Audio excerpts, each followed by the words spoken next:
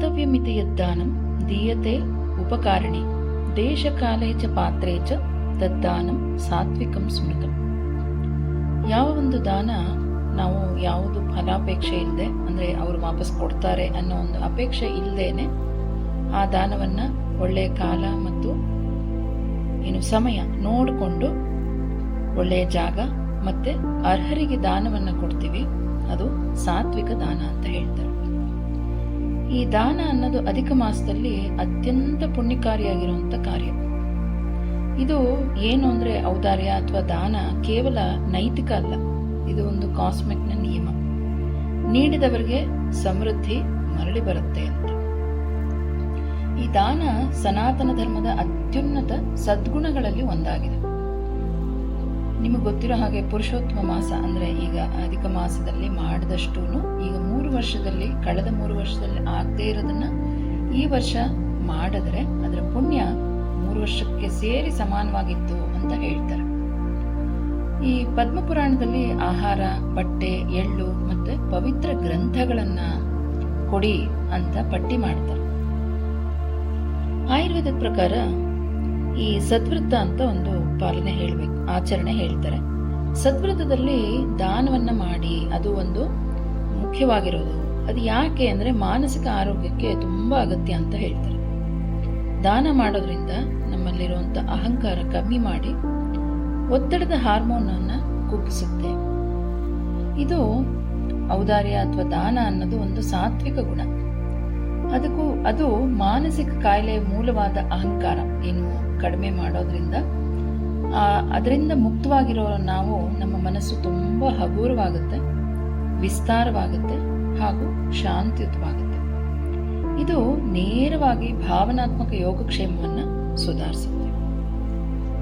ಹಾಗೆ ಯೋಗನಲ್ಲಿ ನೋಡ್ತಾ ಹೋದ್ರೆ ನಾವು ಪ್ರತಿನಿತ್ಯ ಕರ್ಮಯೋಗವನ್ನ ಮಾಡಿ ಅಭ್ಯಾಸ ಮಾಡಿ ಅಂತ ಹೇಳ್ತೀವಿ. ಕರ್ಮಯೋಗ ಅಂದ್ರೆ ಏನು? ವಿವೇಕಾನಂದರು ಹೇಳಿರುವಂತ 4 ಪ್ರಕಾರದ ಯೋಗದಲ್ಲಿ ಒಂದು ಕರ್ಮಯೋಗ, ಜ್ಞಾನಯೋಗ, ಭಕ್ತಿಯೋಗ, ರಾಜಯೋಗ. ಈ ಕರ್ಮಯೋಗ ಅಂದ್ರೆ ನಿಸ್ವಾರ್ಥ ಸೇವೆ, ಯಾವುದೇ ಒಂದು ಫಲಾಪೇಕ್ಷೆ ನಿರೀಕ್ಷೆ ಇಲ್ಲದೆ ನಾವು ಸ್ವಯಂ ಸೇವೆ ಏನ್ ಮಾಡ್ತೀವಿ ಅದನ್ನ ಕರ್ಮಯೋಗ ಅಂತ ಹೇಳ್ತೀವಿ. ಹಾಗೆ ಈ ಕರ್ಮಯೋಗ ಮಾಡೋದ್ರಿಂದ ಅಥವಾ ದಾನವನ್ನ ಕೊಡೋದ್ರಿಂದ ಏನ್ ಹೇಳುತ್ತೆ ನಮ್ಮ ಆಧುನಿಕ ವಿಜ್ಞಾನ? ಇಲ್ಲಿ ನರವಿಜ್ಞಾನ ಇದನ್ನ ಹೆಲ್ಪರ್ಸ್ ಹೈ ಅಂತ ಕರಿತೀವಿ. ಈ ಔದಾರ್ಯದ ಕೆಲಸ ಅಥವಾ ದಾನ ಮಾಡೋದ್ರಿಂದ ಮೆದುಳಿನ ಮೀಸೋಲಿಂಬಿಕ್ ಪ್ರತಿಫಲ ವ್ಯವಸ್ಥೆಯನ್ನು ಸಕ್ರಿಯಗೊಳಿಸುತ್ತೆ. ಡೋಪಮೈನ್, ಸೆರಟೋನಿನ್ ಮತ್ತು ಆಕ್ಸಿಟಾಸಿನ್ ಅಂತ ಹಾರ್ಮೋನ್ಗಳನ್ನು ಏಕಕಾಲದಲ್ಲಿ ಬಿಡುಗಡೆ ಮಾಡುತ್ತೆ. ನಿಯಮಿತವಾಗಿ ದಾನ ಮಾಡೋದ್ರಿಂದ ರಕ್ತದ ಒತ್ತಡ ಅಂದ್ರೆ ಹೈಪರ್ಟೆನ್ಷನ್ ಕಮ್ಮಿ ಮಾಡುತ್ತೆ. ಖಿನ್ನತೆಯ ಅಪಾಯ ಕಮ್ಮಿ ಮಾಡುವಂಥದ್ದು, ಡಿಪ್ರೆಷನ್ ಅದನ್ನ ಕಮ್ಮಿ ಮಾಡುತ್ತೆ. ಜೀವನ ತೃಪ್ತಿ, ಸ್ಯಾಟಿಸ್ಫ್ಯಾಕ್ಷನ್, ಲೈಫ್ ಸ್ಯಾಟಿಸ್ಫ್ಯಾಕ್ಷನ್, ತೃಪ್ತಿಯನ್ನ ಹೆಚ್ಚಿಸುವಂಥದ್ದು. ಹಾಗೆ ನಮ್ಮ ಋಗ್ವೇದದಲ್ಲಿ ಹೇಳೋದೇನು ಅಂದ್ರೆ ಸಖ ಮಿತ್ರನಿಗೆ ನೀಡದವ ಮಿತ್ರನೇ ಅಲ್ಲ. ಸೊ ಯಾವ ಮಿತ್ರನಿಗೂ ಕೊಡ್ಲಿಲ್ಲ ಅಂದ್ರೆ ಅವನು ಯಾವ ತರ ಮಿತ್ರ ಅಂತ ಹೇಳ್ತಾರೆ, ಅವನಿಗಾದ್ರೂ ಕೊಡಬೇಕು ಅಂತ. ಔದಾರ್ಯ ಯಾಕೆ ಅಂದ್ರೆ ಮಾನವ ಸಂಪರ್ಕದ ಅತ್ಯುನ್ನತ ರೂಪ ಅಂತ. ಆದ್ರಿಂದ ನಮ್ಮ ಇವತ್ತಿನ ಅಭ್ಯಾಸ ಏನು ಅಂದ್ರೆ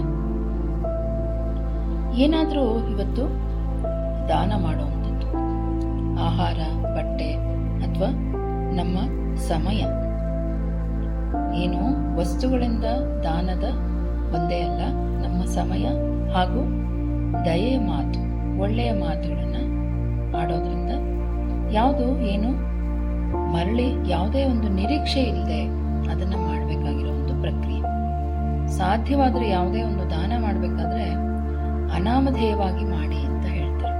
ಅದು ಒಂದು ನಮ್ಮ ಹೃದಯ ವೈಶಾಲ್ಯತೆಯನ್ನ ಹೆಚ್ಚಿಸುವಂತ ಒಂದು ಪ್ರಕ್ರಿಯೆ. ಸೊ ಇವತ್ತು ಯಾವುದು ದಾನ ಮಾಡ್ತೀರಾ ಯೋಚನೆ ಮಾಡಿ. ನಾಳೆ ಮತ್ತೆ ಸಿಗೋಣ. ಅಲ್ಲಿ ತನಕ ಹರಿ ಓಂ.